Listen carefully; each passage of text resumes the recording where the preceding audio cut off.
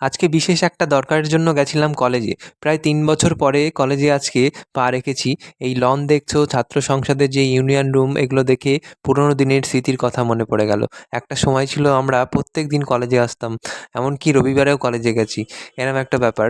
তো আমার আজকে দরকার ছিল প্রিন্সিপালের একটা সাইনের। তো প্রিন্সিপাল রুমে গেছিলাম। আর প্রিন্সিপাল আমাদের প্রচণ্ড ভালো মানুষ। এক কথায় সাইন করে দিয়েছে। তারপরে নিচে নেমে হঠাৎ করে দেখি পেছন থেকে কে ডাক দিল নওশাদ বলে।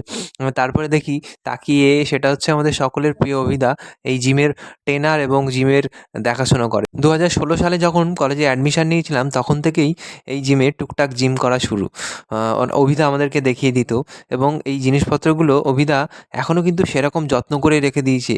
কি পরিষ্কার আর করে রেখে দিয়েছে, জিনিসগুলো নষ্ট হতে দেয়নি। আর অভিদা কিন্তু খুব কেয়ার করে এইসব জিনিসের, আমরা খুদ দেখেছি। কারণ হচ্ছে আমরা যখন জিম করতাম তখন বলতো এই টাওয়াল নিবি, এই জিনিসপত্র আস্তে রাখবি, জোরে রাখবি না, খুব যত্ন করে রেখে দেয় একেবারে। এই জিমের প্রতি অভিদার প্রচুর ভালোবাসা আছে। তো অভিদা আমাকে বলছিল, কী রে কলেজে এসেছিস, একবার দেখা না করে চলে গেলি দাদার সাথে?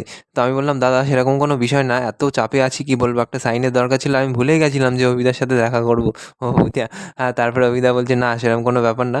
অভিদা বলছে, আমি সবই জানি, খোঁজ রাখি, তুই কি করিস, তুই দোকান করেছিস সেটাও আমি জানি। এটা হচ্ছে আমাদের সকলের প্রিয় অভিদা, তোমরা